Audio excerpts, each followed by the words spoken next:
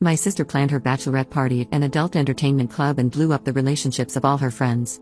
For some reason, my 32F sister, 23F, and her fiancé, 25M, decided that the very best way to celebrate before getting married was to have a joint bachelor/bachelorette party, and where else besides at an adult entertainment club, you know, the one where ladies are dancing around a pole. They also hired a bus limo for the evening. The aftermath was, thus far, 3 breakups, 4 people dropping out of the wedding party, 1 impending divorce, and 1 arrest. The cleaning bill for the limo was more than the original rental fee as well. She was crying to our mom at dinner the other day, and I snorted. I tried not to, I honestly did. I was trying my best to just keep my mouth shut. She asked me what was so funny. I said that I wasn't sure what she expected to happen, getting a group of people drunk, using illicit substances, and getting pent up watching exotic dancers. She said that I was a jerk for judging her and her friends. I said I wasn't judging, just that literally anyone could have seen that outcome. My mom told me to apologize because my sister is having to replace most of her wedding party on the fly. I did, but I still think I'm right. What do you think? Up in the comments. Fine, the maid of honor and her boyfriend did not break up. The other bridesmaid, who is married, was in an Eiffel Tower with 2 of the groomsmen. One groomsman has dropped out along with the bridesmaid. Her husband has left her because I guess this isn't the first time. The other groomsman in that group has no craps to give and will be attending. We are lucky that by the time the cops showed up, everything illegal had been taken, eaten, ingested, or swallowed. I stayed mostly sober and stayed with my sister all night so she could party and not do anything too stupid. My husband also attended, and I had tasked him with keeping an eye on the groom. He decided the best way to keep the groom out of trouble was to get him pants crapping drunk, which he accomplished with the only casualty being some underwear, a sock, and a pair of Levi's. The bus limo came out as the worst victim in this whole debacle. It needs a biohazard cleanup and maybe some upholstery replaced. My dad was understandably pissed. After reading the comments, I went to see my sister this morning and gave a more sincere apology. She asked me to be the matron of honor, and I accepted. If anyone here is free Saturday, we still need someone to sing the rose during the ceremony since my cousin is currently persona non grata. I only know about the breakups from hearsay, but it's safe to say that getting a group of friends, who have a lot of intimate history together by the way, and giving them illegal substances and booze and then taking them out to see exotic dancers is a terrific idea if you are not getting married in a week. Funny story, in college, a lot of this group got an STI because they were all smashing each other in unconventional groups and couples. My brother called them the burning ring of fire. That's basically it. 3 guys and 4 girls were in rotating relationships, and nobody said anything until one went outside the group and introduced the clam to the group. Hence, the burning ring of fire. Update 1. If you were hoping for more debauchery, you will be sorely disappointed. My father and husband had a talk with several of the miscreants who would be attending the wedding and put the fear of, if not God, then at least them into the children. We found someone to sing the rose, and my husband stepped in as a groomsman. As I commented, I did apologize to my sister for my insensitive snort and comment, and I was her matron of honor. We also got a couple of girls to fill in for the missing bridesmaids. The wedding went off beautifully, and when everything was said and done, the only real consequences were 1 divorce that was probably going to happen anyway, 1 arrest that will likely be plead to a misdemeanor, and 1 pair of underwear, 1 sock, and a pair of jeans. Sorry to disappoint, but nothing much of note happened at the wedding or reception. Update 2. An update on my post from 7 months ago for all the people asking for more information. The divorce is final. Thank God the only children involved were the adults in their mid-20s who decided that was appropriate behavior. She is dating one of the guys from the Eiffel Tower. The other guy and his girlfriend are friends with the happy couple. My cousin and my sister made up after a few months of iciness in their relationship. My cousin is performing in a touring production of a Broadway musical. We are all proud of her career if not her choices for classy wedding behavior. My brother-in-law has been sober since the wedding. I guess ruining his underwear, a sock, and his favorite pair of jeans was a wake-up call for his drinking problems. My sister is happy that he has made that choice as they are expecting their first child in about 2 months. My husband, who has retired from all his rodeo shenanigans, is trying to convince me that we should go to Spain so he can try running with the bulls. They are smaller than the ones he used to ride, so he feels confident he can do it. So it seems like my sister is not the only person in my life who can't imagine consequences. I'm going to try and talk him into going to see it first before he decides to participate. And last but not least, the maid of honor that dropped out of my sister's wedding party is getting married to the boyfriend that got arrested trying to break into the bus limo. They are having very separate bachelor/bachelorette parties. The girls are going to Branson, which was described as Vegas if it was run by Ned Flanders. The boys are going to go golfing in Myrtle Beach. My husband and I are invited and will attend. I asked my husband not to get involved if anything crazy kicks off. Thanks for checking in. I think that covers everything. My husband ghosted me while I was in labor and missed the birth of our child, so my brother pranked him and told him I didn't make it and became a ghost. So, my husband and I got into a fight prior to the birth of our daughter a week ago when he casually suggested a paternity test for our daughter when she was born. To be clear, this was completely out of the blue with no wanting or reason. I'm a homebody who works remotely with no male friends other than my brother.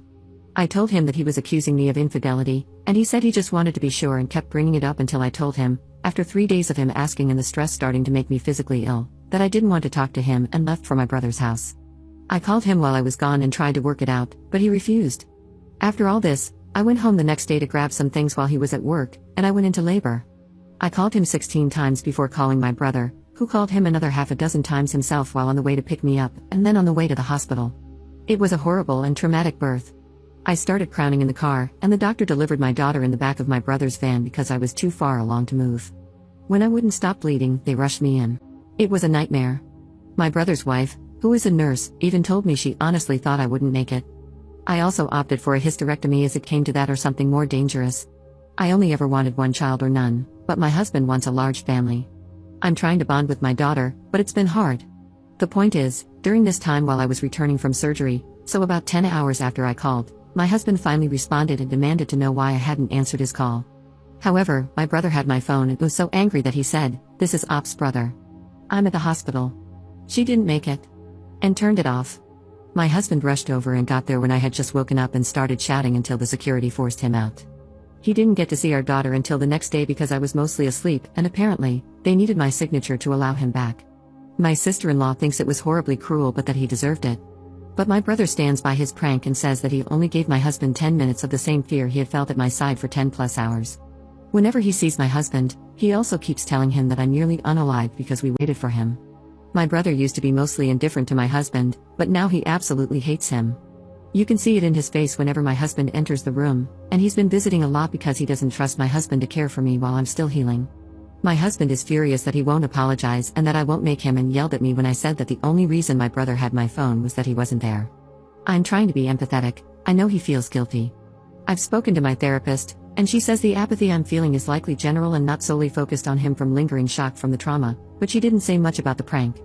My mother-in-law has been texting me to say that my family is horribly cruel for the prank and that I should go no contact with my brother, and now my husband is saying the same. I just don't know what to do. I'm not in a good headspace. It's been hard to be in the same room with my husband, and I've been sleeping in the guest room with my daughter. He brought up the paternity once, and I just exhaustedly told him to either get out of my face or go stay with his mom if he's planning on stressing me out even more. I really don't feel like myself, and yes, I am taking the likelihood of PPD seriously, and my therapist has suggested that it may be PTSD too. However, I just want more opinions because I just don't know. Update 1. I can't update the old post, but since so many people reached out, I thought I'd make a new one. So, I don't think this will be something we can come back from. I just don't think I'll be able to heal with him because there is no way he didn't know it was me calling, and he still hasn't told me why he didn't answer. I know I thought I wouldn't decide right away, but I actually don't want to forget how terrible it was waiting on him, thinking he couldn't possibly leave me like that, no matter how angry he was. I took the time to think of that moment before it all went down, and just how grossly betrayed, scared, and alone I felt while the contractions were hitting. I was on my knees trying to breathe through the pain while waiting on the phone for him to pick up, and he never did. I just don't think there's any coming back from that. I wouldn't want my daughter to think it's okay to stay with a man who destroyed her trust that way either. I will be contacting an attorney and will be meeting with them in the coming weeks. We had a prenup, so I hope it won't be too hellish. I feel like this situation became even clearer when my friend asked me if I'd still trust him as the one to sign off on my medical papers, and the reaction to that idea was visceral. I wouldn't, and I want him to get off that legality as soon as possible. In fact, there are roommates I had in college whom I trusted more. I would have never ignored so many calls from him consecutively unless I had expressly told him that I was unavailable at the specific time, and even then, I still would have picked up. I feel good with my brother and sister-in-law here with me, especially with her being a nurse and having been there through the birth. It's really helped us bond in a way that we've never really had time for before. I've also finally told my old friends about the baby, and they are alternating to come and help me out for the next little while. None of this even touches on the paternity test, but I'll get it for the proceedings, so I guess he'll get what he wanted. Anyway, I'm safe and well, and my daughter is healthy and happy as a peach, and pretty much an angel who is happy to sleep peacefully anywhere. She took to breastfeeding with ease, which is such a blessing since everything still hurts. Just making this decision has taken an odd weight off my shoulders, and I'm so thankful to have my brother and sister-in-law by my side. Anyway, Thank you for letting me write this out. I'm not good at diaries or journals, but writing to people feels different, and it's actually brilliant for the clarity of the situation. I might try a diary again, as my therapist suggested. My sister has 2 kids from different fathers and I've been raising them ever since they were born. Now that I'm about to go to college, she told me to put that on pause until they finish growing up. So, I, 18F, have an older sister, Sarah, 29F, who has 2 children, ages 8 and 4. Most of my childhood was spent taking care of her kids while she went out partying. Now that I'm starting a practical nursing course to boost my university resume, Sarah is asking me to put my future on pause and watch her kids so she can enjoy herself before I leave for university. Our mom warned me when I was young not to babysit for Sarah's kids because of her attitude. She also said this might be Sarah being jealous because she used to study nursing but dropped out due to bad company and not passing her final exam. Everything came to a head yesterday when applications for the course opened, and I was talking to our mom about it. Sarah overheard that I applied and got mad, shouting about how selfish I am and how this is the only thing she's ever asked me to do. I told her to stop being childish and that it isn't my fault she had children, and I'm not their mother. The kids have called me mom for about 2 years, even when corrected.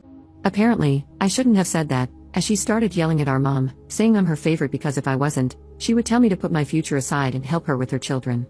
Our mom told her point blank that she would never tell any of us to put our future on hold. She said she gave us all the same opportunity, and it's not anyone's fault that Sarah didn't use hers wisely. Now she has children, and I'm going to take my life more seriously.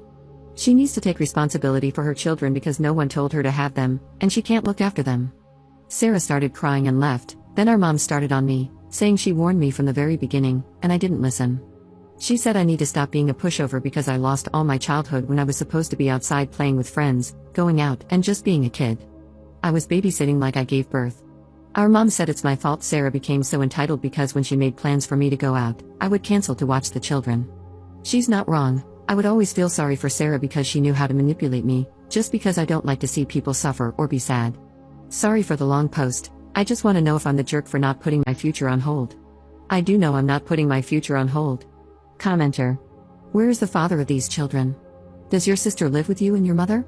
Your sister needs to stop having kids she can't take care of, and no, she isn't taking care of them, you are. So my niece's father is working overseas, not sure about my nephew's father.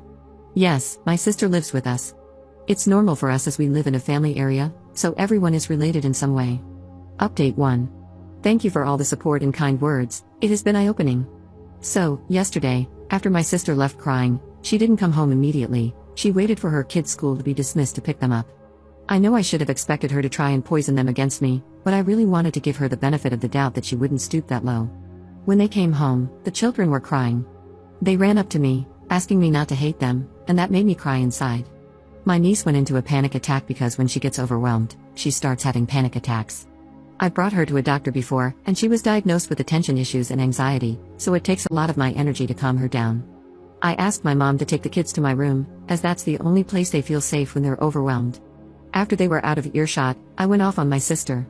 I became a little personal with some of the things I said, but here's the gist of it: when will you grow up? You've had 7 to 8 years to run around, party, and do as you please while I've been raising your children to the point where they call me mom.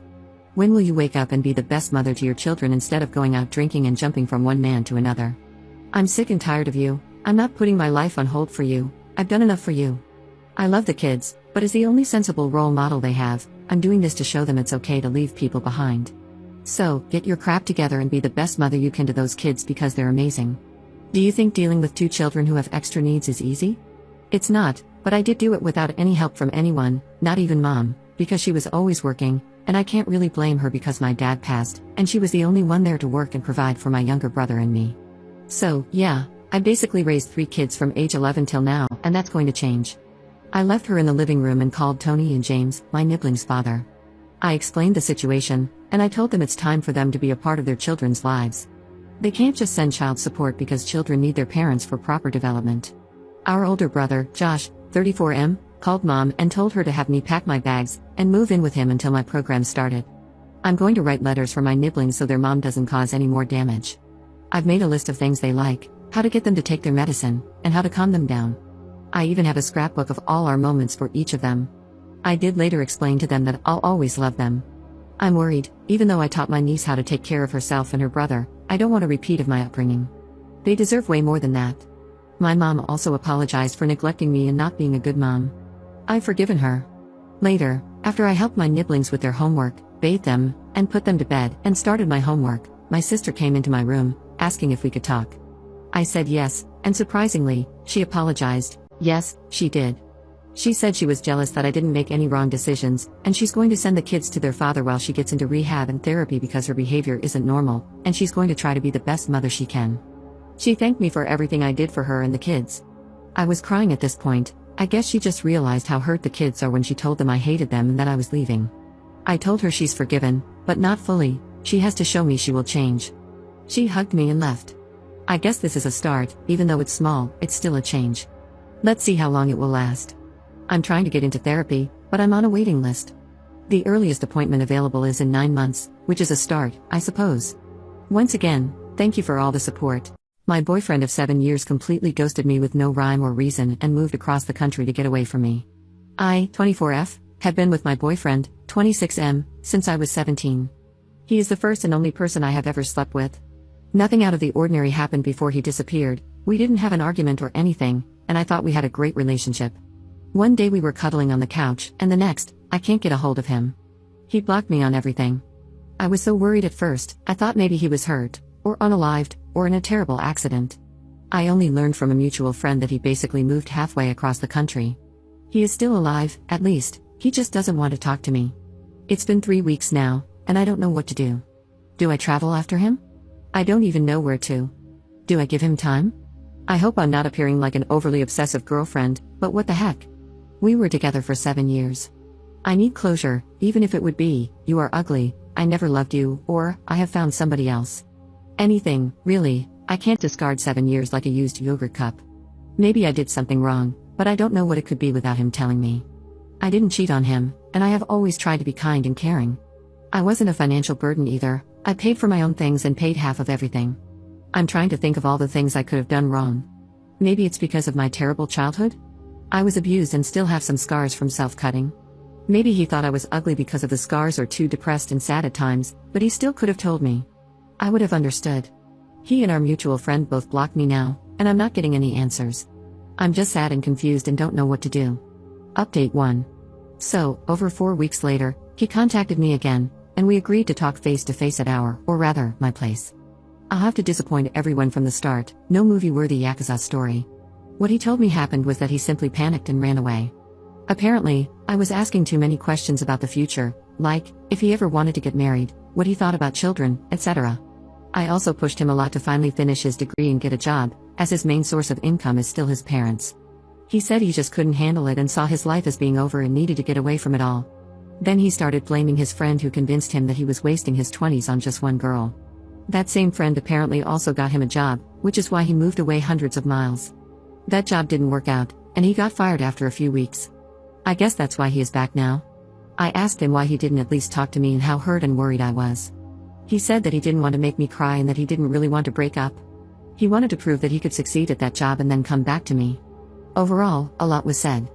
We talked for over 2 hours, but that's the gist of it. He must have apologized like 100 times, telling me how stupid he was to let his friend influence him. One kindergarten-like logic stuck with me. He said, "We never broke up, I never said that I wanted to break up, we just took a break." In my mind, that sounded like, you didn't say uno, we're still together. He basically promised me heaven on earth if we got back together, breakfast in bed every morning, he'd do all the chores, etc.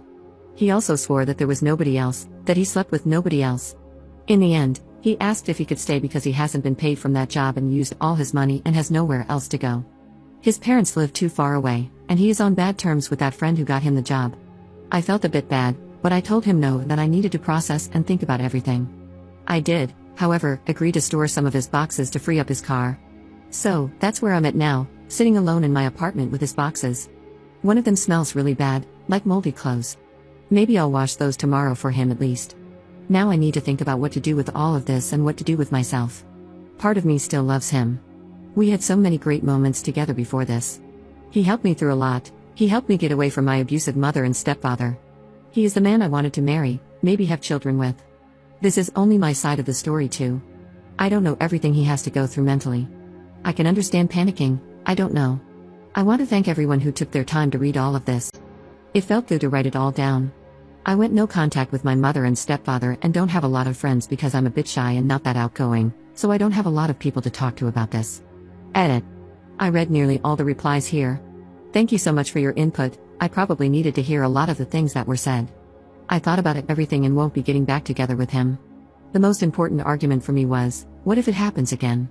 10 years from now, after we're married or have children? I wouldn't be able to handle it, and I still don't trust him with everything he said happened, or didn't happen, while he was away.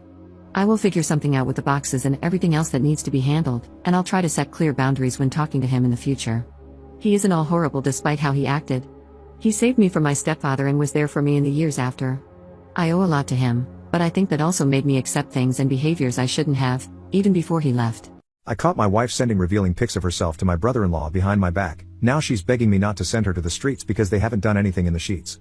My wife, Jessica, 34F, and I, 35M, have been together for 5 years, married for 3, and we have a 2-year-old daughter together. Jessica has 2 sisters, and the eldest one, 38F, is married to Jake, 40M. A week ago, I came home from work early and wanted to scare Jessica. I tried to be sneaky, but somehow I slipped and accidentally hurt my back. Jessica came to my rescue. I went to the bedroom, and she went to the kitchen to get an ice pack. Her phone was by the bed, and a WhatsApp notification came from Jake saying, "You've got the best pair I've ever seen." I immediately knew what was happening. I unlocked the phone and saw that she had just sent some pictures and a video of her exposed chest to Jake, and there were no previous chats before that. When Jessica came back to the room, I showed her the chat and asked, "How long?" I have known this woman for 10 years, and I have never seen her so mortified. Her eyes got teary, and she said, "Honey, I am so sorry, but I can explain." So I said, "Go on." According to her, at the end of 2019, she was struggling with money, and Jake suggested he would help her out. He hinted that he would like to see her pics. I feel like vomiting having to write this out. So she did send him pics, and it continued over the years. She swears there was nothing emotional or physical involved, it was purely transactional. I didn't believe any of it, but she showed me on Venmo that Jake paid her $300 yesterday. I then told her, "It's been 5 years, try to remember if anything physical happened."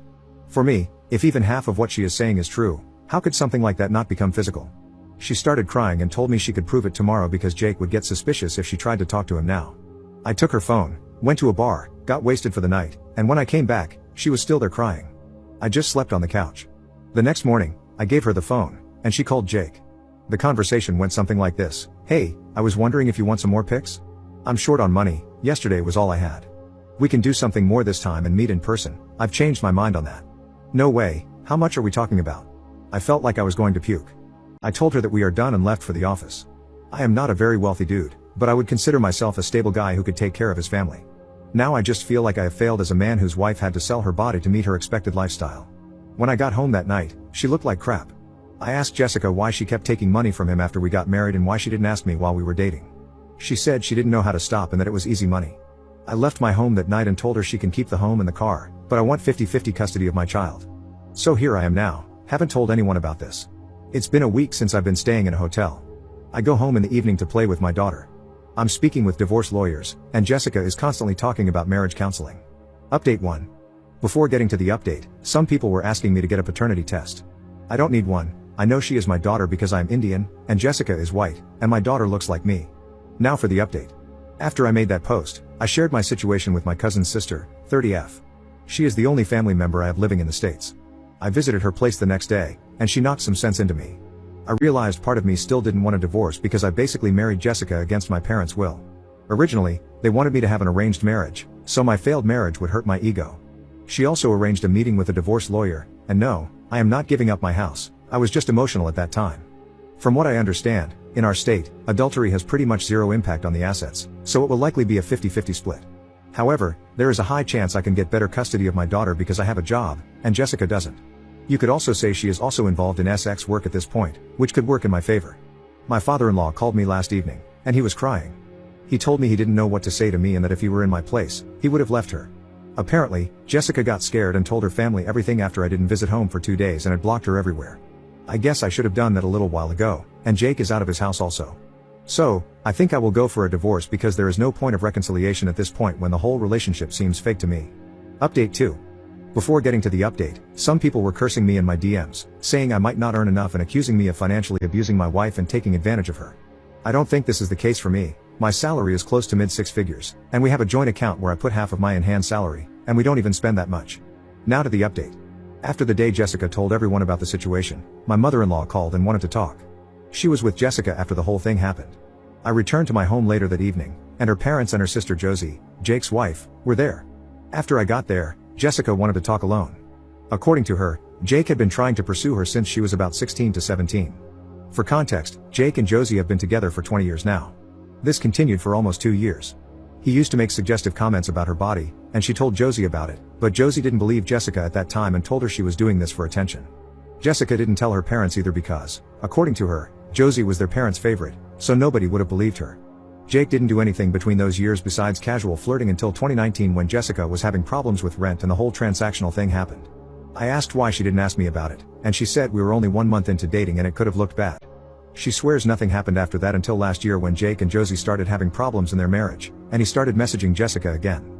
She didn't entertain him at first, but she had gained some weight from pregnancy and thought I was ignoring her because of it, which I was not. At that time, I was working close to 13 to 14 hours a day to change my niche to another tech stack. Massive layoffs were also going on, so it was a pretty bad time.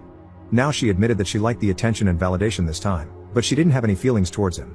They started exchanging pics and money, and this happened 3 times. Then she admitted it was cheating, although there were no emotional or physical actions from her side, but she said that she shouldn't have done it. I asked her why she didn't tell me about Jake harassing her when we first met or started dating. She said she thought I wouldn't have believed her and that it was in the past. Then I asked why she didn't tell me the first time I found out about this. Her answer was the same: she believed I wouldn't have believed her because nobody else knew about this. I was just sad about the fact that she doesn't trust me enough to tell me such a horrific incident. Now, I did something I am not very proud of. I asked her about a paternity test. I know it was stupid, but emotionally I was in a weird place at that moment. She was totally emotionless throughout the whole conversation, but after hearing about the test, she broke down crying and started hyperventilating. I started crying too. After about 10 minutes or so, we stopped crying, and she said okay, then asked me if we are getting a divorce. I said I don't know.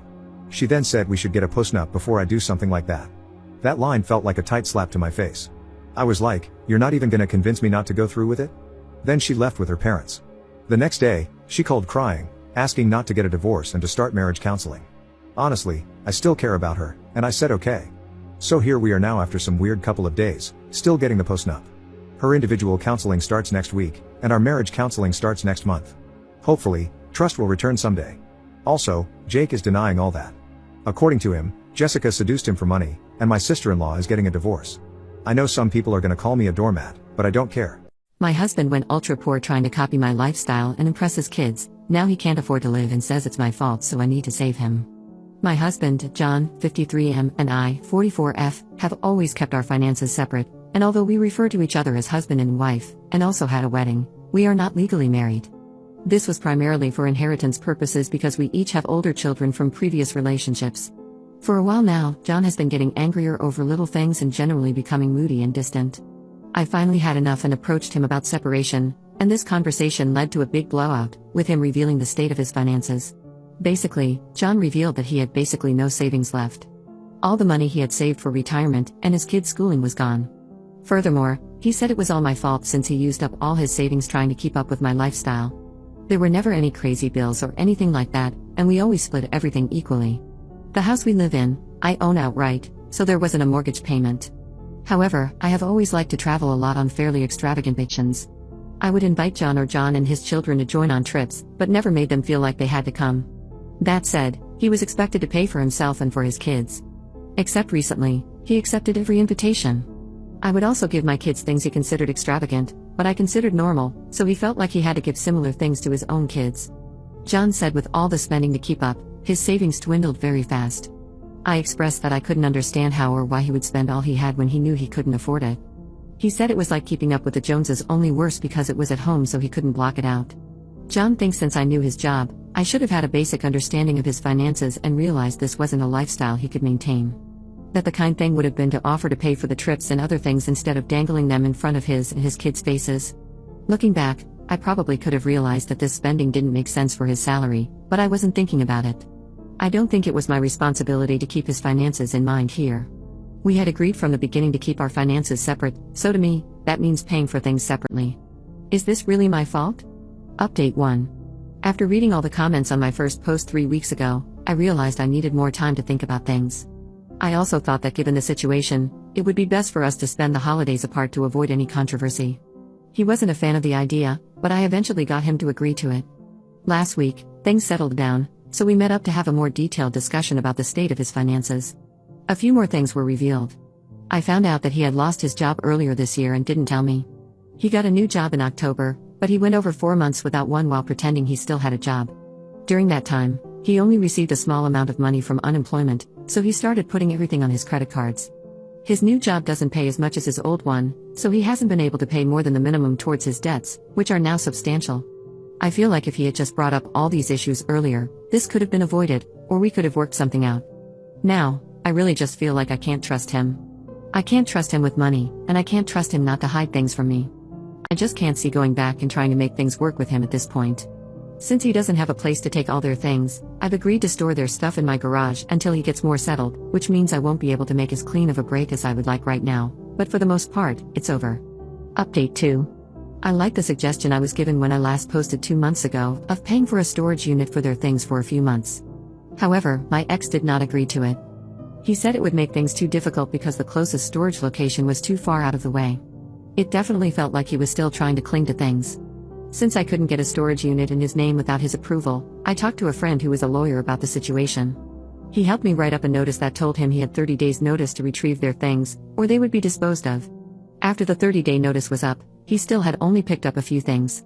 I ended up calling his ex and asked her if she or their kids wanted anything before I got rid of it all. Well, they had been left in the complete dark about our relationship being over. My ex had been lying to them, saying I was sick, and then he was sick with COVID, and that's why they hadn't been able to come over. I was not at all surprised at this point. I figured she didn't know about the rest of it either and told her. She is livid, especially about the money for their kids' education since it was part of their divorce agreement. Anyway, the kids all got what they wanted, and I had a charity come and pick up the rest.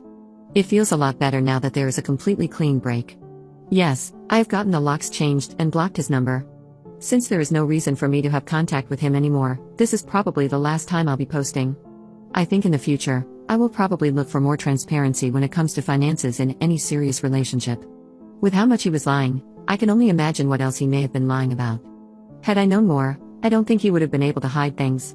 I am just so grateful and relieved that I was able to protect myself and my children. Update 3.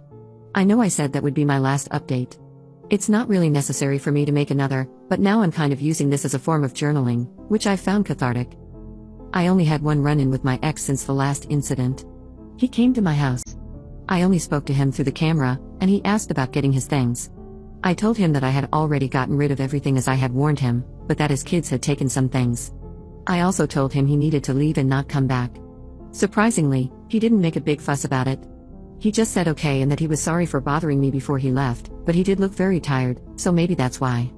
I have not seen him since, and apparently his ex and his kids haven't heard from him in all this time either.